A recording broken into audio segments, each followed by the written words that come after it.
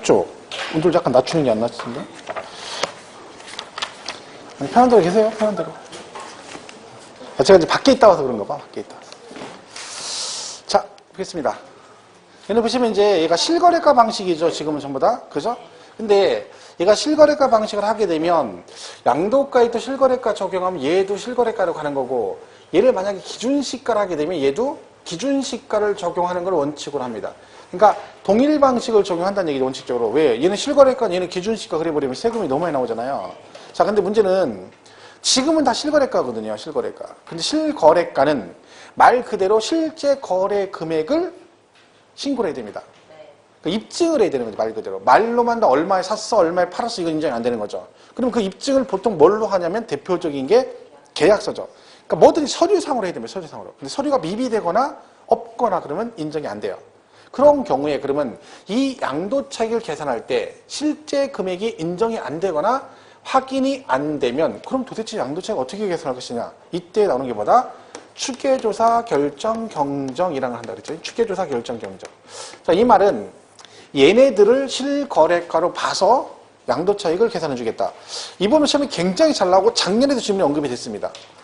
근데 나오는 건 뻔한 거죠. 딱 나올 수 있는 두 개밖에 없으니까. 그죠? 자, 취득가액이 만약에 확인이 안 된다. 그러면 뭘로 간다? 매매 사례 가액이라는 게 있어요. 매매 사례 가액. 그러니까 내 건 없는데 나하고 비슷한 부동산 매매된 사례가 내가 취득 당시 전후 3개월 이내에 있었다. 그러면 걔네들을 내 부동산의 실제 취득 금액으로 인정해서 양도차익을 계산해 주겠다. 그런 얘기입니다. 얘도 없으면 감정가액이 있다. 내가 옛날에 취득 당시 전후 3개월 안에 내가 뭘 했다? 감정평가를 받은 적 있어. 뭐 대출 받으려고. 그죠? 그러면 그 감정가액을 실거래가로 인정해 준다. 그리고 얘도 없으면 환산가액은 환산가액. 얘는 기준시가 비율로 하는 겁니다. 환산하는 거예요. 근데 뭐 그것까지는 구체적으로 아직은 알 필요는 없고요. 그리고 이도 없으면 마지막에 기준시가로 갑니다. 이렇게 돼 있고 양도가액이 만약에 실거래가가 인정이 안 된다. 그러면 얘도 똑같아요. 매매 사례 가액 있으면 가고 그리고 없으면 감정가액으로 가고 이도 없으면 기준시가로 갑니다. 기준시가 이렇게 돼 있어요. 자, 그럼 얘는 뭐가 중요한 거예요? 두 가지가 중요합니다. 뭐 순서 절대로 바뀌면 안 되고 적용 순서가 매, 감, 환, 기, 매, 감 이렇게 가야 됩니다. 이 말은 예를 들면 얘도 있고 얘도 있어요. 근데 감정가액, 매매 사례가액 순서로 추계조사 결정 그럼 땡 틀립니다. 무슨 말인지 이해가시죠? 그러니까 물어보는 게 딱 두 가지예요. 이 순서를 물어보거나 아니면 또 하나는 뭐다? 이 환산 있죠, 환산. 환산가액은 누구만 한다? 취득가액만 환산을 적용하고 양도가액은 적용하지 않습니다. 그렇죠? 그러니까 이 순서하고 두 개 잘 기억하셔야 돼요. 얘는 시험에 잘 나와요. 작년에 지문에 툭 나온다니까. 정답으로 잘 나오고. 근데 물어보는 건 뻔하거든요. 이 순서 그리고 얘 이거밖에 안 물어봐요. 답을 쉽게 풀 수 있죠. 그러니까 이런 기억하셔야 돼요. 매가만기, 매간기. 그다음에 환산은 누구만 취득가액만 환산을 적용한다. 얘는 적용하지 않습니다. 환산의 말은 뭐 과거의 금액을 현 시점의 금액으로 바꾼다 그런 의미인데 여기서 과거 금액은 취득가액이 과거 금액이죠. 이거를 양도당 시점으로 바꾼다. 그래서 얘만 환산하는 거예요. 그것만 잘 기억하시면 돼요. 순서를. 뒤에 감이 있습니다. 이 교재에. 자, 일단 책을 한번 보겠습니다. 314페이지. 314페이지 1번. 양도가액과 취득가액 결정이라고 되어 있죠. 자, 1번 실지거래가액이 확인되는 경우 원칙으로 보면 양도차익 계산할 때 양도가액을 실지거래가액에 따를 때는 다음 줄에 그죠? 취득가액도 실지거래가액에 따르고 양도가액을 기준시가에 따르면 취득가액도 기준시가에 따른다. 그죠? 원칙은 동일 방식을 적용한다. 그런 뜻입니다. 자, 근데 오른쪽 실거래가가 인정 또는 확인되지 않는 경우라고 되어 있죠. 자, 양도가액 또는 취득가액을 실지거래가액에서 의하는 경우로서 대통령령으로 정하는 사유로 장부 기타 증빙서류에 의해서 당해 자산의 양도 당시 또는 취득 당시 실지거래가액을 인정 또는 확인할 수 없는 경우에는 양도가액 또는 취득가액을 매매사례, 감정, 환산 또는 기준시가 등에 따라 추계하여 결정 또는 경정할 수 있다. 이렇게 되죠. 자, 이 질문을 오해하시면 안 되는 게 금방 제가 환산은 취득가액만 적용하고 양도가액 적용 안 한다 했잖아요. 근데 거기는 지금 매감 환기를 따라 추계 이렇게 나와 있잖아요. 그럼 틀렸다 그러면 안 되고, 이 지문은 무슨 얘기예요? 원칙은 실거래가로 가는데 예배적으로 실거래가가 둘 다 확인이 안 되거나 인정이 안 되면 예배적으로 추계 조사를 할 수 있는데, 이때 적용하는 기준이 4가지가 있다는 거예요. 매매사례, 감정, 환산, 기준시가 4개가 있다는 얘기지. 여기서 양도 당시 실거래 확인이 안 되면 이렇게 물어보는 게 아니라는 거죠. 그러니까 기준이 있는데 예배적으로 4개를 가지고 적용한다. 근데 구체적으로 가면 어떻게 되는 거야? 취득 당시 확인이 안 되면 매가 만기를 적용하는 거고, 양도 당시 실거래가 인정 안 된다 그러면 그때는 환산 안 하고 매감기만 한다는 뜻이죠. 그런 의미예요. 그러니까 차이점을 약간 오해하시면 또 틀릴 수 있어. 이거 보고 얘 틀렸어. 양도는 환산 안 하는데 써있으니까 틀렸어. 이러시면 안 된다. 그죠? 자, 그 다음에 넘어가면 됩니다. 이제 그 다음에 나오는 게 이거예요. 이 경비, 필요 경비. 자, 그럼 필요 경비가 3가지죠. 취득가액, 그리고 자본적 지출, 그리고 양도비, 이 3개를 합해서 필요 경비라고 합니다. 자, 시험에는 이 필요 경비 항목이 이제 쭉 있어요. 항목이. 얘도 있고, 얘도 있고, 교재도 많이 나와 있죠. 자, 이게 시험에 이제 뭐라고 나오냐면, 이런 경우는 필요 경비에 포함된다, 안 된다 해서 맞았니, 틀렸니 이렇게 물어봅니다. 이 시험이 이게 재작년, 연장 2년 나왔어요. 필요 경비 부분이. 연속 2년은 잘 안 나오는데 나왔었죠. 근데 경비가 되게 많아요. 316페이지 보면 취득가 해가지고 거기 타인을 매입해가지고 쭉 나와 있죠. 오른쪽에도 있고, 그죠? 그리고 뒤쪽 넘어가면 318페이지 자본적 지출이 있고요. 319페이지 있죠. 그리고 넘어가면 320페이지 양도비. 여기까지가 다 필요 경비인데 그걸 싹 외워가지고 문제 풀기는 좀 무리가 있죠. 그죠? 자, 그래서 얘는 그냥, 제가 여기다가 필요 경비에, 여기에 필요 경비에 포함되지 않는 항목. 그래서 여기다 7가지를 써줄 겁니다. 그래서 요거를 잘 기억하시면 돼요. 얘가 시험에 잘 나오는 지문이고요. 작년, 재작년 시험도 다 여기서 정답이 있었습니다. 자, 이거는 나중에 제가 그 표 한 장 나눠줄 거거든요. 정리표 한 장짜리 나눠줄 건 납기로. 거기 다 있어요, 이게. 같이. 3월달 강의 시작할 때 줄 건데, 요것도 거기 있으니까 굳이 안 쓰셔도 되고, 필요하면 써도 상관없습니다. 자, 일단 이 항목 뭐라고 이해를 해야 되냐면, 얘네들 왜 필요 경비에 포함이 안 되느냐? 일단 기본 기준은 본인이 잘못해서 추가로 발생된 비용. 그러니까 자기한테 기책사유가 있어서 발생한 비용은 경비를 인정을 안 해줍니다. 왜? 지가 잘못해가지고 했는데 그걸 경비를 인정해도 그럼 안 되는 거죠. 자, 그런 개념이에요. 자, 첫 번째는 세금 있어요. 세금. 자, 내가 취득할 때 세금 낸 거 있죠? 옛날로 지금은 취득세인데 과거에 오래전에 사신 분은 취등록세를 냈을 거 아니에요. 걔네들은 경비를 무조건 인정해 줍니다. 걔는 입증 안 해도 세금 낸 내역이 있기 때문에 그 세금은 무조건 포함을 시켜줘요. 당연히. 그런데 얘는 안 돼요. 그러니까 세금 낼 때 취득세가 1,000만 원 냈어. 근데 가산세를 내서 신고 안 해가지고 1,200 냈어. 그러면 얼마만 경비를 인정해줘? 1,000만 원. 가산세를 인정 안 해줘요. 왜? 지가 잘못한 거잖아. 지가. 그죠? 추가로. 그 얘기죠. 자, 그렇게 따지면 세금이 또 있죠. 보유 관련 조세는 경비 인정 안 됩니다. 보유 관련 조세가 뭐예요? 우리 배우는 것 중에? 재산세하고 종합부동산세입니다. 얘는 인정 안 돼요. 왜? 양도세는요. 내가 옛날에 얼마에 사가지고 지금 얼마에 팔았더니 돈이 얼마가 남았어. 그러니까 사고 팔고 남은 돈 내는 거죠. 그러면 얘는 경비도 사고 팔 때 들어간 것만 경비 인정되는 거죠. 세금도 마찬가지고. 근데 얘는 보유는 거래하고 전혀 관계없죠. 그죠? 내가 집을 팔 때 재산세 는 걸 빼주진 않잖아요. 왜? 거래하고 관계없으니까. 그래서 여기서 말하는 재산세, 종부세 해당 사항 없습니다. 그죠? 그 다음 세 번째는 이렇게 있어요. 대금, 지급, 지연 등에 따른 이자에 이렇게 있어요. 자, 이자인데, 자, 여기는 키포인트가 뭐예요? 지연이에요, 지연. 지연이 뭐예요? 연체란 얘기예요, 연체.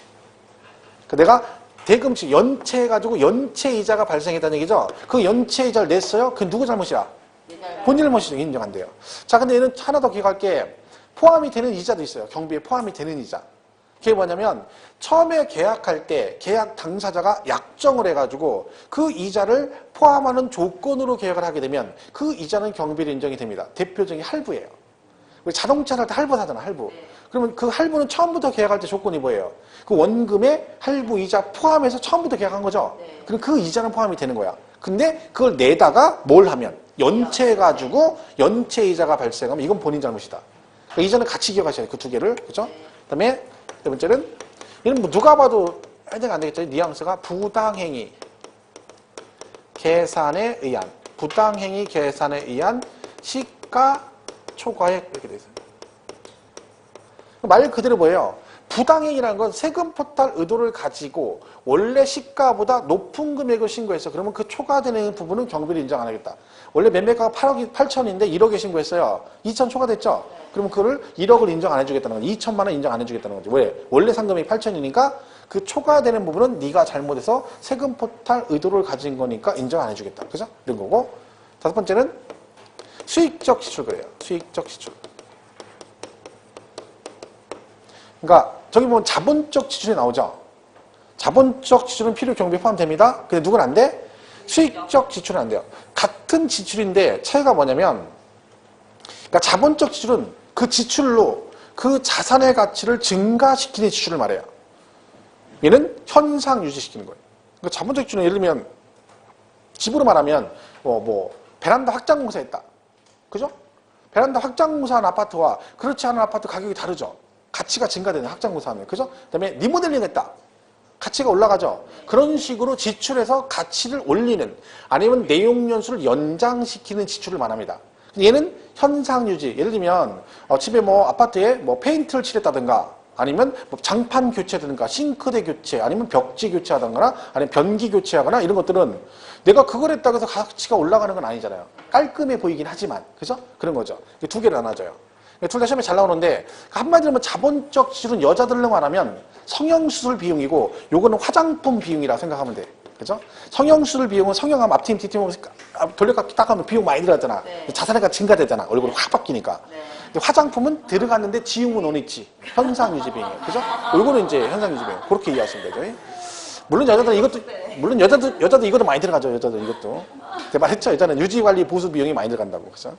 화장품이 어찌나 비싼지. 아이고 살 수가 없어. 쬐까네. 양도 작고. 걔는 포장값이야 완전히. 그죠? 막 그릇은 이만한데 양은 이만큼밖에 없어. 그죠? 근데 우리나라는 여자들이 다 먹여 살리는 거야. 그죠? 왜? 여자도 화장품 안 써봐요. 다 굶어 죽어. 그죠? 그리고 사기도 막 비싸기도 어지간히 비싸죠. 그죠? 무슨 SK2? SK2가 어느 나라 건지 아세요? 일본 거. 근데 우리나라 사람들 SK2가 우리나라 건 줄 알아요. 그 사람 되게 많아요, 의외로. SK2 선전하다 그러니까 한국에도 막 광고하니까. 그죠? SK2가 외국, 일본 일제. 그죠? 우리나라는 한방 이런 거죠. 한방. 옛날에 제가 이렇게 그 사업 잠깐 할 때 주로 가는 데가 그런 데예요. 대학교 여자들이 의류직문학과 디자인 이런 데 이쪽하고 염색 쪽하고 그다음에 화장품 회사 이런 데 많이 가요. 화장품 회사가 실험 같은 거 많이 하잖아요. 그 테스트 할 때 거기 이제 가는 거죠. 그럼 옛날에 시골 가면 의외로 화장품 회사가 많아요. 조그만 회사들이. 그죠? 사임당 화장품 이런 거 그죠? 옛날에 그게 조그만 했었거든요. 근데 공장이 시골에 있었는데 제가 거기 갔었는데 그런 데 가면 그런 거 많이 얻어요. 화장품 샘플 같은 거 주고 그래요. 실험하는 거 그죠? 그 아이스크림 회사 가면 빙그레 이런 데 가잖아요. 그럼 아이스크림 주고 그래요. 요구르트, 한국 야쿠르트 가면 야쿠르트 주고 그래요. 그죠? 그리고 어디 가면 대학교 의료직, 그러니까 식용과 가자, 식용과, 대학교. 식용과 가면 잘 아다리 맞으면 걔들 실험하잖아, 실습하잖아. 그죠? 그럼 실습한 걸 줘요. 먹으라고. 마루타루. 오늘은 뭐했어? 이번 주는 뭐했어? 파스타를 했어, 파스타. 그러면 그걸 이제 남겼다가 우리 가면 이거 좀 드셔보세요 하고 줘요. 안 먹을 수도 없어요. 왜? 그 조교가 주니까 걔하고 친해져야 되니까 먹는 거야. 그럼 오죽하겠어, 맛이. 그 대학교 이제 간 애들이 그거 했는데 그게 맛있겠어? 실험한 거잖아, 그냥. 그냥 학교 시간에. 그냥 먹어. 맛있다고. 죽는 거죠. 그죠? 그때 그다음부터 눈치 봐. 이제 요때는 요날이 하는 날에 그날 안 가, 거기. 또 먹어야 되니까, 그죠? 자, 이거는 현상유지 비용, 저거는 자산 가치를 증가시킨다. 그랬죠? 이렇게 보시면 되고. 그 다음에 양도 간접 비용이라는 게 있어요. 양도 간접 비용 그래요. 이거는 그러면 직접 비용도 있고 간접도 있다는 얘기죠? 그러니까 직접 비용은 그런 거예요. 중개사 수수료. 양도할 때 들어간 비용 있죠? 중개사 수수료, 공증비용, 인지대, 그 다음에 양도대 신고를 갖다 맡겨가지고 신고서 대행 비용이 들어갔다. 신고서 작성 비용. 이런 건 전부 다 필요 경비에 들어갑니다. 근데 간접 비용은 굳이 얘기하자면 접대비나 광고비 같은 걸 말합니다. 내가 집을 팔라고 교차로 광고를 했어. 비용 들어갔죠? 나중에 팔 때 경비 인정 안 됩니다. 그 다음에 내가 사무실 운영해서 사람이 왔는데 이 사람들 땅을 팔라고 계속 접대하고 밥도 먹이고 막 했어. 그렇죠? 그럴 수 있죠. 인정 안 됩니다. 그런 건 인정 안 된다. 내용은 안 물어봐요. 그냥 간접 비용 이렇게 하면 되고. 마지막 하나가 중요한 게 이거죠. 필요 경비로 산입된 금액. 자, 이게 뭐냐면 이미 그 돈이 항목이 다른 소득금액 계산할 때 필요 경비로 뭐가 됐대요? 산입이 됐대. 무슨 얘기야? 이미 공제를 받았다는 뜻입니다. 근데 여기다 또 공제하면 이중공제가 되기 때문에 얘는 포함되지 않는다. 재작년 시험에 정답 이거 있었어요. 얘가 정답이었어요. 그러니까 이게 얘를 이래봐도 얘들이 경력 사원들이 짬밥 있는 애들이에요. 다 몇 번 시험에 나왔던 애들이야. 그러니까 그걸 책 있는 걸 다 외우는 게 제일 좋긴 한데 아까 보셨잖아요. 그거 외워가지고 풀 수 있는 문제가 아니에요. 그러니까 최소한 얘는 알고 가나요. 최소한. 근데 이것도 외우지 마시고 눈 감고 외우면 눈 뜨면 생각 안 나요. 소용없어 이거는. 그러니까 그냥 읽으라는 거지. 읽으라 때 진짜 그냥 읽는다. 취득 관련 조세, 가산세, 보유 관련 조세 이러면 기억나냐고. 얘는 되는데 너는 네가 잘못한 게 인정 안 되고 너는 보유는 거래와 관계없으니까 인정 안 되고 너는 지연이니까 연체이자니까 네가 잘못했고 요거는 세금 포탈 의도를 가지니까 초과 인정 안 되고 현상 유지 비용 안 되고 얘는 직접 관련된 비용 아니고 이렇게 하고 가야 그나마 하는 거지. 그냥 쭉쭉쭉 읽으면 이게 생각납니까? 그죠? 그렇게 해서 읽으면 돼요. 외워봤자 이거 안 외워져요. 7개. 그죠? 그래서 잘 보시면 돼요. 그러니까 최소한 이거라도 기억을 하시라. 필요 경비 항목은. 그리고 나머지 이제 문제 풀면서 보완을 하시면 됩니다. 이렇게 해서 정리하시면 되겠죠. 자, 그래서 필요 경비를 이렇게 보시고 넘어가겠습니다. 어디로 가시냐면 그 323페이지 가면 그 2번에 추계경정 결정 적용 순서라고 돼 있죠. 아까 제가 한 거잖아요. 맨 밑에 박스에 보면 그 순서가 나와 있어요. 양도가액 적용 순서 매감기 그리고 취득가액 적용 순서 매감환기라고 돼 있죠. 323페이지 맨 밑에 박스. 동그라서 한번 기준시가 밑에 있죠? 다 찾으셨죠? 그게 아까 그거 한 거예요. 매감환기 써는 거죠. 순서. 그거 잘 기억하시고요. 그 다음에 여기 보시면 얘가 이게 있어요. 얘 있죠, 얘를 만약에 추계조사 결정을 했어요. 추계조사. 즉, 실거래가 확인이 안 돼서 뭘로 갔다는 거야? 매감환기로 갔다는 얘기죠, 매감환기. 그러면 얘가 실거래가면 얘네들도 실거래가를 하는 거 실제 들어간 비용을 인정하거든요. 근데 취득가액이 실거래가 확인이 안 돼요. 그러면 요 두 개 있죠. 얘네를 적용하는 거라 이거 대신에 다른 걸 적용합니다.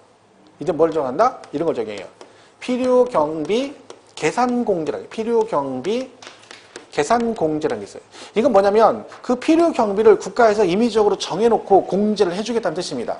그럼 여러분은 뭘 기억하셔야 되냐면 뭐 대신에 얘가 뭘 하게 되면 취득가액을 매감환기로 가게 되면 뭐 대신에 자본적 지출과 양도비 대신에 뭘 적용한다? 필요경비 계산공제를 적용한다. 일단 거기까지는 가셔야 돼요. 그치? 자, 우리 교재 그 보시면 323페이지 맨 밑에 있죠. 3번. 323페이지 맨 밑에 3번. 거기 뭐라고 되어 있습니까? 필요경비 계산공제 그랬죠? 자, 취득가액을 추계결정가액 또는 기준시가로 즉 매감환기로 하는 경우는 그 다음 뭐라고 되어 있어요? 자본적 지출액과 양도비를 대신해서 다음의 방법으로 계산하여 취득가액에 합산한다. 그게 뭐다? 필요경비 계산공제입니다. 뒷장에 그 계산공제액이 나와요. 비율이 정해져 있죠, 법으로. 그죠? 토지 건물은 3% 이렇게 돼 있는데, 요거는 지금 그 세부적인 내용까지는 보지 마시고요. 계산 문제가 나온 적 있어, 이걸 가지고. 근데, 이걸 풀려면 거의 쉽지 않습니다. 막 특례까지 해가지고 골치 아프게 나오죠. 일단 그건 외우지 마시고, 뭐만. 이거 하게 되면, 얘 대신 뭐 한다? 필요경 이것까지는 일단, 그것까지만 기억하세요. 나중에 보시면 돼요. 그죠? 자, 이렇게 보시면 됩니다. 나머지 보지 마시고. 나머지 기준시간 넘어가겠습니다. 걔는 나중에 지금 안 보셔도 돼요. 그죠? 그 다음에 327페이지 가면 5번에 그 양도차익 계산특례라고 돼 있죠. 그 1번에 뭐라고 돼 있어요? 고가주택이 나와, 고가주택. 저 고가주택, 뭘 고가주택이라고 합니까? 9억 이상. 네, 비싼 주택인데 그때 비싸단 말은 뭐다? 9억, 뭐라고요? 초과. 네, 이상 아니고 9억을 초과해야 돼요. 9억 초과. 여러분 이게 이 초과 이상 미만 이게 개념이 되게 복잡한 거예요. 생각보다요. 이 개념이 잘 이해를 하셔야 돼. 자, 물어볼까요? 자, 우리 재산세 분납이 이렇게 돼 있죠? 네. 그죠? 다 알죠? 네. 자, 문제 이렇게 놨어요. 재산세액이 1,000만 원을 초과하면 1,000만 원을 초과하는 경우 물납과 분납이 가능하다. OX. 자, 물납은 1000만 원 초과고 분납은 500 초과죠? 자, 그러면 재산세액이 1000만 원 초과하는 경우 물납과 분납이 가능하다. OX. 어쨌든 뭐 이렇게 나올 수 이렇게 나온다. 맞아요? O? X예요. 왜 X예요? 지금 이렇게 생각하는 거죠? 자, 물납은 1000만 원 초과 물납되고 분납은 500 초과면 분납이 되니까 당연히 1000만 원 초과도 분납이 당연히 되는 거죠. 그게 맞았다. 아니에요. 자, 이걸 이해를 왜 어떻게 하시냐면 이 숫자 뒤에 얘가 붙잖아요. 이상, 이하, 미만, 초과가 붙으면 뭘 물어보는 거냐면 그 원래 법에 정한, 세법에 정한 원칙적 원래 기준을 물어보는 거예요. 그럼 얘가 초과가 붙었죠? 그럼 이게 무슨 뜻이 되는 거야? 이게 말이 맞는 말이면 물납과 분납 둘 다 1000만 원 초과되었을 때 물납이 가능하다 이런 뜻이 돼버려요. 그럼 이게 맞는 짐이 되면 900만 원이 나온 분납을 못 한다는 뜻이죠. 이게 뭐라고 해야 맞는 거야? 분납은 500 초과일 때 분납이 가능하고 1000만 원 초과 물납이 이렇게 되는 거야. 근데 만약에 세금에 자 재산세가 1500만 원인 경우 물납 또는 분납이 가능하다. OX. 얘는 맞아요. 왜? 돈이 1500이 나왔어. 그러면 얘는 분납 기준인 500 초과됐으니까 분납할 수도 있고 아니면 물납 기준인 1000만 원 초과했으니까 물납도 가능하죠. 이 차이점 이해가세요? 그 차이가 있는 거야. 그래서 그거를 잘못하면 이렇게 이해해가지고 문제를 잘못해서 틀리는 경우가 되게 많아요. 그러니까 어차피 이거니까 얘는 당연히 포함된다라고 생각하시면 안 되는 거야. 이걸 복잡하게 생각하면 무조건 그냥 숫자 뒤에 이상이야 미만 초과가 붙으면 어떻게 문제를 풀면 돼? 원래 그 법에 정한 원칙적 기준에 대입해서 걔하고 안 맞으면 그냥 틀렸다 그러면 되는 거예요. 그러니까 분납은 1000만 원 초과면 분납이 가능하대 라고 나왔어. 그러면 분납 원래 기준이 이거잖아요. 얘는 틀린 거지. 무슨 말인지 아시죠? 그런 식으로 보면 된다. 잘 보시고. 나중에 문제 많이 풀면 또 나옵니다. 자, 그럼 얘는 고가주택은 원칙적 비과세가 안 됩니다. 왜? 고가주택이기 때문에 비과세를 안 해줘요. 근데 어떤 문제가 발생한다 했어요? 무조건 안 해주면 얘하고 이런 차이가 있다 했잖아요. 얘는 9억하고 얘는 9억 10원 받았어요. 그럼 얘는 고가주택이 아니고 얘는 10원 초과돼서 고가주택이죠. 그럼 얘는 양도세 비과세 받고 얘는 비과세가 안 돼. 그럼 누가 봐도 말이 안 되는 거지. 왜? 얘도 비과세금 충족했는데. 그래서 어떻게 한다? 예. 얘도 여기까지는 비과세 해줘요. 그래서 뭐가 달라? 양도차익 계산 방식이 다르다. 고가주택은. 자, 그런 거죠. 한번 해보겠습니다. 순서대로 가면 돼요. 자, 10억에 팔았어. 양도가액 10억이야. 무슨 주택이에요? 고가주택이죠. 자, 이거는 양도가액이 실거래가 10억 이렇게 나오면 여기서 표현할 때 얘가 고가주택이란 말이 안 나와도 당연히 고가주택입니다. 또 어떤 분은 10억 이렇게 됐더니 모의고사 했더니 뭐라고 하셨냐면 선생님 여기에 고가주택이란 말이 표현이 없기 때문에 이 문제는 잘못됐대. 이게 고가주택이야. 실거래가 얼마 초과되면 9억 초과되면 그게 고가주택이죠. 자, 경비가 5억이에요. 그럼 양도차익이 5억이에요. 자, 근데 얘는 세금을 5억을 다 내는 거 아니에요. 왜? 얘가 아까 뭐라 그랬어요? 이거를 다 세금을 내는 게 아니라 얼마까지는 9억까지는 비과세 된다 했죠? 그러니까 여기서 다 내는 게 아니라 자, 얘가 얼마에 팔았어요? 양도가액 10억이죠. 이 중에 9억에 해당하는 만큼 비과세 줘요. 9억까지는. 세금 내는 건 양도가액 중에 1억만큼 세금을 냅니다. 그럼 얘는 10분의 9는 비과세 주고 세금은 이것만 내면 돼요. 그래서 다 10분의 1을 해줘요. 그럼 얘는 얼마 나와? 5천만 원 나와요. 이게 뭐야? 고가주택의 양도차익이에요. 실제로 양도차익 5억 나왔지만 내가 세금을 내는 건 5천만 원만 세금을 내는 거죠. 그럼 결국 4억 5천은 뭘 받은 거야? 비과세를 받은 거죠. 20억에 팔았어요. 20억 빼기 경비 그러면 양도세액 나오겠죠. 이때는 그러면 20억 중에 9억까지는 비과세 세금을 내는 건 20억 중에 11억. 이때는 20분의 11을 곱해주면 되는 거죠. 이해가세요? 30억이 양도가액이면 30분의 9는 비과세, 30분의 21은 과세. 이렇게 되는 거죠. 그러면 얘는 어떻게 나오는 거냐면 이게 뭐냐면 양도가액이에요. 그죠? 얘는 그 양도가액에서 뭘 뺀 거예요? 9억을 빼준 거죠. 왜 9억을 빼죠? 9억까지 비과세니까. 그러니까 10억의 양도면 10분의 10 마이너스 그래서 10분의 1. 무슨 말인지 이해가시죠? 그러니까 결론은 고가주택의 양도차익은 일반 양도차익의 양도가액분의 양도가액 마이너스 9억을 해서 구한다. 그런 거죠. 그래서 이런 식으로 구합니다. 그래서 실제로 고가주택을 팔아도 보유기간이 길어지면 장기보유 특별공제도 엄청 많이 해주거든요. 실제로 세금 많이 안 내요. 얘가 이 상태에서 이렇게 해서 5천이다. 그러면 만약 이 사람이 만약에 예를 들면 뭐 10년 이상 부유했다. 그 집을. 그럼 장기보유 특별공제 80%예요. 58, 40? 그럼 4천만 원 빼줘요. 그럼 1,000만 원이에요. 기본공제 250 해줘요. 그럼 과편 750만 원이에요. 6% 내면 돼, 6%. 6, 7은 42, 6, 5, 30, 45만 원. 그죠? 지방세 45만 원, 4만 5천 원이면 50만 원도 안 나와요. 여기는 5억인데. 왜? 1주택자가 세금 내는 건 열받잖아요. 그러니까 가능하면 세금을 그래도 덜 내도록 공제를 많이 해주는 건 이런저런. 그래서 이런 식으로 계산합니다. 자, 근데 어떤 분이 저한테 이렇게 왔어요. 이걸 딱 듣더니 뭐가 그래서 막 오셨어. 그때 뭐라 막 급하게 오셨어. 그래서 뭐라냐. 본인이 얼마 전에 팔았다는 거야. 고가주택을. 근데 세금을 다 냈대. 근데 지 설명을 들으니까 돌려받아야 되잖아요. 왜 그래요? 너는 그래서 그럴 리가 없다 그랬더니 말 그대로 뭐요? 집 2개야. 2주택이야. 근데 그 중에 하나를 팔았어. 근데 걔가 비과세 대상이 아니야. 일시적 2주택 다 해당 안 돼. 아무것도 해당 안 돼. 다 내야 돼. 다 내야 돼. 집이 하나야. 근데도 안 될 수 있어. 왜? 보유기간이 2년이 안 됐어. 1주택인데 1년 6개월 부였어. 그럼 그럼 다 내야 돼. 왜? 비과세 대상이 아니잖아요. 얘는 전제 조건이 뭐예요?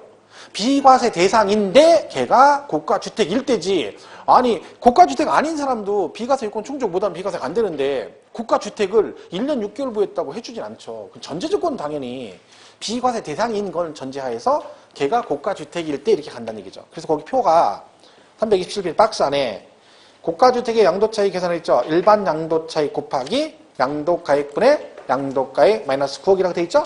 이게 무슨 말인지 아시겠죠? 이렇게 보시면 돼요. 장기부에도 해당되는데 지금 걔는 안 하겠습니다. 자, 그러면 여기까지가 이제 양도 차익이고 장기부의 특별공제까지 하겠습니다. 여기까지. 그럼 여기서 뭐 빼주면 돼? 얘 빼주면 돼요. 얘 이름이 뭐예요? 장기간. 뭘 하면? 보유하면 그랬어요.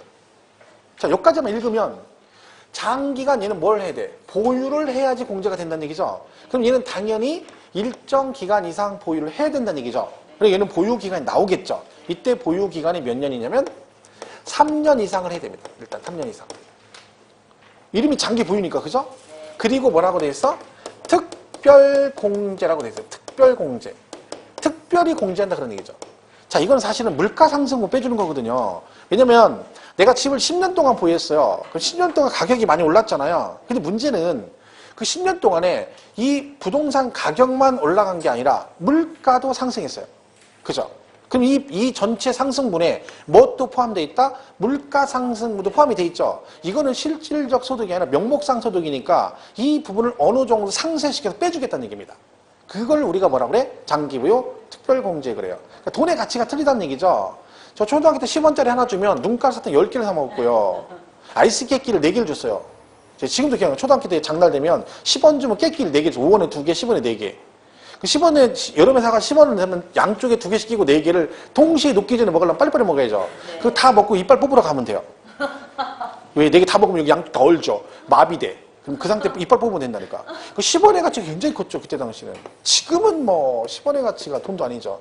일단 10원은 뭐 떨어지면 배도 않고요. 500원짜리 떨어지면 약간 고민하죠. 주술까 말까. 바로 주시면 안 돼. 왜? 급하게 줬다가 허리 삐끗하면 배보다 배꼽도 삐끗죠.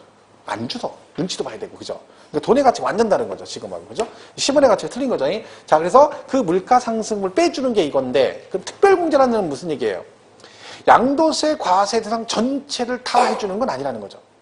특별의 의미는 뭐다? 전체를 해주면 기본이고, 이 중에서 누구만 해주는 거죠. 예를 들면 제가 이 중에서 뭘 해주는데 누구만 해줘? 뭐, 예를 들면 충청도인 사람만 해줘. 고향이 충청도인 사람만. 왜? 제가 충청도니까? 그럼 못 받아? 근데 다 충청도야? 그럼 뭐야? 안경 쓴 사람 해줘. 왜? 지가 안경 써서? 다 안경 써서? 이씨만 해줘. 뭐 이렇게 되는 거죠. 그죠? 왜? 그게 특별이죠. 막 아무것도 안 가리고 여기 다 해줘. 그건 기본이에요. 특별이니까 대상이 한정돼 있어요. 뭐만? 토지, 건물, 그리고 조합원, 입주권. 이렇게 됐어요. 요 3개만 됩니다. 물론 당연히 주택은 됩니다. 그죠? 주택은. 자, 근데 얘는 거주자도 받을 수 있고 비거주자도 됩니다. 거주자란 말은 우리나라에 주소가 있거나 주소는 없지만 1년 중 183일 이상 주된 생활 근거지를 둔 자를 말합니다. 비거주는 그게 아닌 둘 다 받을 수 있어요. 둘 다. 자, 이때 누구는 안 된다? 미등이는 안 돼요. 그리고 뭐 조정지역에, 그죠? 조정지역에 2주택 이상은 안 돼요. 장기부여가 안 돼. 물론 얘는 4월 1일부터 해당되지만, 그죠? 그러니까 조정지역은 2주택 이상이면 양도세 중과세가 되고 뭣도 못 받아요? 장기보유 특별공제도 안 됩니다. 조정지역은 어딜 말하는 거? 여러분 해당사 없어요? 여기는 조정지역 아니니까. 말했죠? 서울시 전체, 경기도 7개 지역, 세종시, 부산 7개 지역. 여기만 조정지역이에요.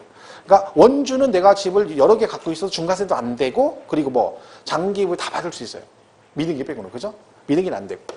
그죠? 얘네들 안 돼. 미등기 제외. 그 다음에 얘네는 장기보유가 안 됩니다. 자, 이게 이제 장기보유 특별공제입니다. 그래서 얘는 3년 이상 보유해야 되고, 그 다음에 토지, 건물, 입주권이 장기보유 특별공제 대상이 된다. 이런 뜻이죠. 자, 그러면 여기서 입주권이 나옵니다. 입주권은 뭐냐면, 이런 거라 했죠? 여기 갑이 이 주택의 주인이에요. 그죠? 근데 얘가 재건축이 들어가요. 아니면 재개발이 들어가요. 그죠? 그럼 재건축, 재개발을 하면 얘들이 반드시 뭘 설립해야 되면 조합을 설립해야 돼요. 조합. 나중에 공법 시간에 배워요. 그럼 얘가 조합을 설립하면 얘가 재건축에 동의하면 얘가 조합원이 되는 거예요. 조합원이. 이 조합이 뭐가 돼? 조합원이 돼요. 그죠? 그럼 이제 거기서 할 거 아니에요. 그럼 이제 관리처분, 그러면 얘가 정비법 보면 이 재건축하려면 막 경축 막 추진위원회 결성, 막 경축, 사업인정고시 막 붙어요. 근데 뭐가 붙어야 되냐면 관리처분 계획 인가가 떨어져야 돼요. 이게 떨어지면 행정 절차는 끝난 거예요. 그러면 이제 철거하고 공사하면 되죠. 자, 떨어졌어요. 철거했어요? 그러면 집이 없어졌죠. 그럼 조합원인 쟤에게 누굴 갑한테 뭘 줘? 나중에 얘가 완공되면 여기에 다시 뭐 입주할 수 있는 권리를 줘요. 이게 뭐야? 바로 입주권이에요. 여기서 말하는 입주권은 재개발, 재건축 조합원 입주권을 말해요. 그럼 얘를 팔면 뭘 해주겠다는 거예요? 장기보유 특별공제 해주겠다는 뜻입니다. 자, 근데 얘가요, 원래 장기보유 특별공제는 부동산만 되는 거예요, 원래는. 입주권은 부동산이 아니죠. 얘는 뭐야? 딱지죠. 즉, 부동산을 취득할 수 있는 권리입니다. 근데 왜 해주냐면, 자, 얘가 입주권을 팔아요. 이 입주권 누구 거예요? 제 거. 조합원 여기 갑 거. 갑이죠, 갑. 네. 그죠? 갑 거잖아. 얘 갑 거죠. 그죠? 그럼 갑이 이 주택을 원래 가지고 있었죠, 부동산. 네. 이거 팔고 이거 산 거 아니죠? 네. 그냥 전환된 거죠, 전환. 네. 그럼 이 말은 얘가 그러는 거죠. 야, 왜 난 장기보유 안 해줘? 이게 뭐라 그래? 야, 장기보유는 부동산만 돼. 이렇게 얘기한 거야. 얘가 집에서 가만히 생각해보니까 말이 맞는 말이야. 또 생각해보니까 자기 말도 맞아. 왜? 야, 그럼 봐봐. 여기는 뭐야? 입주권이니까 부동산 아닌 건 이해해. 근데 내가 뭘 갖고 있었어? 여기 부동산 갖고 있었잖아요. 여기 5년 됐어. 그죠? 그리고 입주권 여기 1년 보유했어. 이 상태다. 그럼 난 장기보유 해줘야 되는 거지. 왜? 내가 여기 부동산 보유했었잖아. 이걸 판 거 아니고. 그죠? 전환된 거잖아요. 그러니까 내가 만약에 이걸 뭐 안 하고 재개발, 재건축 안 하고 이 5년 보유한 이 상태에서 팔았으면 나는 5년에 대한 장기보유를 받았겠죠. 그러니까 이러는 거야. 여기는 안 해주는 거 맞다. 하지만 내가 부동산 보유한 기간은 해줘야지. 해줘줘요. 어디까지? 여기까지 해주는 거야. 그래서 5년치는 받아요. 그러니까 우리가 입주권 나면 항상 뭘 기억하시냐면 잘 모르면 모든 기준이 관리처분계획 인가일까지로 가요. 그럼 보유기간은 어떻게 되죠? 이 부동산 취득일로부터 어디까지? 관리처분계획 인가일까지입니다. 양도차익도 여기서부터 여기까지만 구하는 거예요. 왜? 이만큼만 받으니까. 그러니까 입주권은 나중에 복잡한 게 이렇게 돼서 입주권 됐죠? 안 팔고 나중에 완공됐어요. 그리고 집을 팔잖아요, 부동산을. 그러면 얘가 양도세 계산을 3단계로 나눠요. 여기서 여기까지 양도세 따로 계산하고요. 여기서 몇 가지 따로 계산하고요. 그리고 완공되고 따로 계산해요. 그리고 3단계로 나눠 그걸 합해서 해요. 골치 아파요, 이게 그러니까. 그러니까 재개발, 재건축 하는 데 가서 뭐 세법을 한다는 건 뭐 논의한다는 건 말이 안 되는 거죠. 그것도 전문 뭐 하는 애들 아니면 이건 계산이 안 되는 거죠. 우리는 알 필요가 없고 뭐만 잘 기억하면 돼. 입주권도 되는데 여기서 말하는 입주권은 뭐다? 요걸 말하는 거다. 그러면 얘가 갑이잖아요. 갑 거잖아, 이게. 얘가 을한테 팔았다는 얘기잖아. 그럼 얘한테 장기보유 해준다는 얘기죠? 얘 있죠, 얘, 을. 을은 뭘 샀어? 입주권을 샀죠. 얘가 이걸 병한테 팔면 얘는 될까, 안 될까? 얘는 안 돼요. 왜? 얘는 부동산을 보유한 바가 없죠. 승계 취득한 거잖아. 그래서 항상 입주권에 뭐가 나와? 승계 취득. 조합원으로부터 취득한 경우는 제외. 이건 안 돼요. 원조합원만 된다. 그런 얘기죠. 입주권은 이렇게 해서 관리처분 인가 기억하시고, 그 다음에 승계 취득한 경우는 장기 보유가 안 된다. 그죠? 요 개념만 잘 보시면 됩니다. 자, 그럼 얘는 공제를 얼마나 해주느냐? 공제율이 나옵니다. 공제율은 일반적인 자산의 경우는 3년부터 받습니다. 3년부터 해서 1년에 3%에서 3, 3은 10, 3, 3은 10, 3, 4, 12, 3, 50에서 10년 넘어가면 최대 몇 프로? 30%까지 받을 수 있습니다. 3, 3은 10부터 시작하는 거예요. 9 그러면 안 돼요. 10%부터 시작해서. 자, 그러면 여기 또 예외가 있어요. 1세대 1주택. 자, 잘 보세요. 1세대 1주택자가 장기 보유 특별공제가 된다는 얘기는 보유기간이 최소 몇 년 이상이라는 거. 3년 이상. 그럼 나는 1주택 3년 이상 보유했다는 얘기네요. 그럼 뭘 받아야 돼요? 비과세. 그런데 얘를 해준다는 얘기는 내가 1주택 비과세 요건 충족했는데도 비과세가 안 되는 주택을 말합니다. 대표 주제가 누구? 고가주택. 물론 걔 말고도 있는데 고가주택을 기준으로 기억하시면 돼요. 그러니까 너는 비과세 대상인데도 세금을 내야 되니까 세금을 가능하면 덜 내도록 공제를 많이 해주겠다. 그런 얘기입니다. 그래서 얘는 많이가 얼마요? 1년에 8% 해줘요. 38은 24%부터 가는 거죠. 쭉 가서 얘도 10년. 얘가 더 이상 안 해줘요. 왜? 얘들도 먹고 살아야 되니까 공제 다 해주면 안 되죠. 그러니까 최대 기간이 몇 년이야? 10년이에요. 그러니까 10년 넘어가면 다 똑같아요. 그죠? 그래서 이렇게 된 거죠. 자, 이거 중요한 얘기 나옵니다.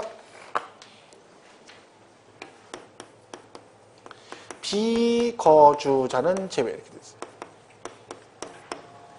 자, 이 말 때 해석을 잘 하셔야 돼요. 이거 되게 많이 틀려요. 자, 비거주자는 장기 보유 특별공제를 적용하지 않는다. OX. 여기 제가 오픈북이라고 계속 말씀드리고 있죠? 쳐다보기 얘기죠. 비거주자는 장기 보유 특별공제를 적용하지 아니한다. X에 X. 이거 된다 그랬잖아. 그럼 얘는 뭔 얘기야? 이거를 안 해준다는 거야. 그러니까 비거주자가 1세대 1세 고가주택을 팔았어. 근데 얘는 이거 안 해줘. 왜? 얘한테까지 이렇게 많은 공제를 안 해주겠다는 거야. 그럼 얘는 뭘 해주겠다는 거야? 이걸로 간다는 얘기야. 그러니까 장기를 아예 안 해준다 이런 뜻이 아니에요? 해주는데 얘가 1주택 8% 공제 해당이 되더라도 이거는 공제를 많이 해주는 거잖아요. 근데 얘는 비거주자인데 얘한테까지 이런 많은 공제 해줄 필요가 없으니까 이거 안 해주고 대신 뭘 해주겠다는 거야? 일반 공제를 해주겠다는 뜻입니다. 이게 그 뜻이지 이걸 잘못 오해하셔서 비거주자 안 된다고 했잖아요. 제가 언제 안 된다고 했어요? 된다고 했지. 이거 된다고 했잖아. 이걸 안 해주겠다는 거야. 이 말 뜻 이해가세요? 네. 해석을 잘 하셔야 돼요. 나중에 분명히 또 문제 틀린다니까. 그죠? 이거 잘 보시면 돼요. 자, 그럼 얘는 다 좋아. 그럼 시험에 나오죠. 이렇게 나와요. 뭐 일반 부동산 토지를 뭐 3년 보유한 경우는 이렇게 나와요. 토지를 3년 보유한 경우는 양도가액의 10% 장기 보유 특별공제를 적용한다. OX. 토지를 3년 보유한 경우 양도가액의 10% 장기 보유 특별공제 적용한다. 그러면 땡. 틀립니다. 왜? 10% 맞는데 양도가액이 아니라 양도차익이네요. 이거 내면 또 엄청 틀립니다. 뭐 10, 3, 3은 10, 3, 3은 10, 3, 3은 10이요. 양도가액 아니고 차익이죠. 저기 보세요. 양도가액에서 필요경비 빼면 양도차익이잖아. 그러면 양도차익에서 장기보유 특별공제를 빼는 거지 가액에서 빼는 게 아니야. 가액은 가까이 하기엔 너무 먼 당신. 양도차익은 내 옆에 있어. 사람이가 뭐가 멀리 있는 걸 보면 안 되고 내 옆에 있는 걸 소중하게 얘기하지. 그 멀리 있는 여자를 자꾸 쳐다보고 멀리 있는 남자를 쳐다보니까 다 이쁘고 뭐 저기 하고 보이는 거지. 그 옛날 말 있잖아요. 장미가 뭔 뜻이야? 장거리 미인이란 뜻이야. 멀리서 보면 다 이뻐. 멀리서 보면 다 이뻐. 그냥 머리 쌍머리 길어가지고 막 머리 생머리에다가 뭐 몸매 좋고 그러면 다 이뻐. 얼굴 봐봐. 깜짝 놀라지. 그죠? 그러니까 누가 겨? 내 옆에 있는 제가 제일 좋은 거예요. 자기 와이프가 제일 좋고 남편이 제일 좋은 거지. 그냥 이 생에는 더 이상 욕심 부리지 말고 팔자리는 그냥 살아. 다음 생이나 누려봐. 다음 생이나. 그죠? 다음 생. 그 흑기사 보면 그거 나오죠. 흑기사 보면 뭐 전생에 한이 많거나 막 그 원한이 있는 사람들은 그죠? 슬픔이 많은 사람은 다시 태어난대. 그죠? 우린 다시 태어날 수 있어요. 그죠? 지금 한이 많죠? 남편 와이프 때문에. 그죠? 자, 교재 한번 보겠습니다. 330페이지. 1번 양도소득금의 계산이라고 돼 있죠? 자, 거기 1번 장기보유 특별공제라고 돼 있네요. 그죠? 자, 거기 가로 안에 뭐라고 돼 있습니까? 거주자, 비거주자 모두 적용이라고 돼 있죠? 그래서 거기 보면 좋은 얘기 써 있어요. 보시면 되고. 2번 공제 대상에 장기보유 특별공제 대상은 자, 몇 년 이상? 3년 이상 보유하고 양도하는 토지와 건물 및 조합원 입주권. 자, 조합원 입주권 가로 안에 뭐라고 돼 있어요? 조합원으로부터 취득한 것은 제외. 뭔 뜻인지 아시죠? 잘 보시면 되고. 그 다음에 그 장기보유 특별공제 보유기간 박스 있죠? 거기 보면 그 동그라미 3, 아니야, 동그라미 그냥 3번 있죠, 3번. 박스 안에. 조합원 입주권의 경우는 종전토지 건물 취득일로부터 어디까지? 관리처분계획 인가일까지로 한다 이렇게 되죠. 어머니 이제 가시죠? 자. 그리고 참고로 비삼용 토지 있죠? 비삼용 토지는 장기 보유 된다 안 된다? 돼요. 됩니다. 비삼용 토지 돼. 자, 그럼 비삼용 토지는 보유 기간이 언제부터 따지냐면 그 토지 취득한 날로부터 양도일까지입니다. 원래 이게 재작년에 작년 초에 개정된 거죠. 그 전년도까지는 장기보유를 2016년 1월 1일부터 이렇게 했었어요. 근데 이게 바뀐 거죠. 언제? 원래 토지가 취득한 날부터. 그러니까 재작년에 비삼용 토지 파신 분들은 장기보유를 못 받았어요. 왜? 보유 기간을 2016년 1월 1일부터 3년이 지나야 되는 거야. 근데 내가 10년 동안 보유했었어. 근데 2016년에 팔면 장기 보유가 안 됐어요. 왜? 10년 보유했어도 보유 기간은 어디부터 따져? 16년 1월 1일. 근데 2017년도에 개정되면서 뭐라고 바뀌었어? 원래 그 토지 취득한 날로부터 해주겠다 이렇게 바뀐 거죠. 그러면 그 전년도에 판 사람은 10년 보유해서 장기 보유 안 됐는데 1년 있다 판 사람들은 다 받는 거예요. 10년치를, 11년치를 다 받는 거죠. 근데 법이 그렇게 개정이 된 거죠. 자, 어쨌든 그런 얘기고, 그 다음에 밑에 3번 장기 보유 특별공제 배제 대상이라고 돼 있죠. 믿은 게 안 되고, 그리고 법령이 정하는 경우 제외. 미등기도 예외적으로 장기가 되는 경우도 있어요. 나중에 배워요, 뒤에. 그죠? 그리고 조정 대상 지역 내 2주택 이상은 된다, 안 된다? 안 된다. 그렇죠? 그리고 뭐 동그라미 2번은 볼거 없어요. 거기 토지 건물 및 조합원 입주권 이외에 있어서 당연히 안 되지, 걔들은. 그죠? 그다음에 오른쪽 장기부의 특별공제 계산해가지고 동그라미 1번에 일반적인 경우라고 되어 있죠. 장기부의 특별공제액은 그 자산의 양도 차익이라고 되어 있죠. 그죠? 그거에 얼마? 보유기간별 공제율을 곱한다. 그런데 가로 안에 조합원 입주권을 양도하면 어디까지? 관리처분의 인가전 토지 건물별 양도 차익을 한정한다. 아까 제가 건물 취득해서 얘는 여기까지만 간다고 했잖아요.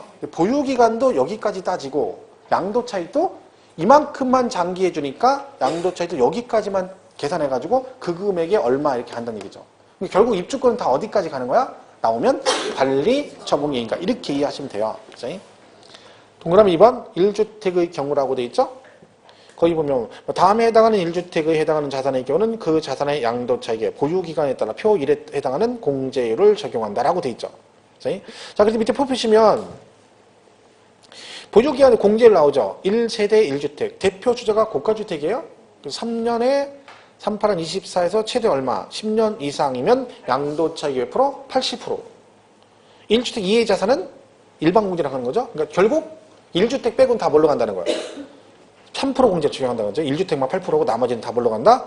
15%에서 3%에서 30%까지 받을 수 있습니다. 사실 이 부분이 개정이 됐어요. 장기보유가. 그래서 2년씩 해가지고 15년 동안 해가지고 그죠? 그러니까 어떻게? 2%씩 해서 15년에서 30% 공제로 이렇게 바뀌었어요, 사실은. 근데, 그러니까 3년이죠. 3년에 몇 프로? 3%인데, 2%, 3, 2, 6, 3, 4, 3, 2, 6, 3, 3, 5, 3, 4, 10에서 15년이면 30%. 이렇게 바뀌었는데, 왜 그럼 여기 안 되냐? 내년부터 적용해요. 개정은 됐는데, 적용을, 시행을 2019년 1월 1일부터 가요. 그 제가 왜 그냥 어떤 분이 또 발빠르게 또 어디서 얘기 들어가지고, 선생님, 갑자기 왜요? 장기부 이거 공제 바뀌었는데 개정됐는데 왜 그렇게 얘기하시냐 그러대? 그죠? 바뀌었으면 맞아요. 바뀐 거 맞아요. 근데 시행을 1월 1일부터 해요. 내년. 그럼 우리 시험은 개정이 되었어도 시행이 안 되면 시험 폼에 안 들어가요. 그러니까 올해 우리 시험 볼죠. 10월 20 며칠 27일인가 그죠? 그 시험 보는 날까지 시행이 안 되면 그 시험 폼에 안 들어가요. 근데 내년 1월 1일이니까 얘는 올해 시험 폼에 안 들어가는 거야. 그래서 여기에 그냥 요대로 가는 거 올해는. 그러니까 그 개정된 거 내년부터 적용되는 거죠. 2%씩 해서 15년에 30%. 공제율은 똑같은데 기간은 2%씩 늘린 거죠. 안 좋은 거죠, 사실은 더. 그죠? 왜? 3%씩 10년 하면 30%인데 15년 보유야 30% 받으니까. 그러니까 정부에서 점점 세금을 가능하면 뭐 공제를 덜 해주겠다는 의도입니다. 그죠? 이렇게 보시면 되죠. 자, 이렇게 보시면 돼요. 자, 넘어가시면 332페이지.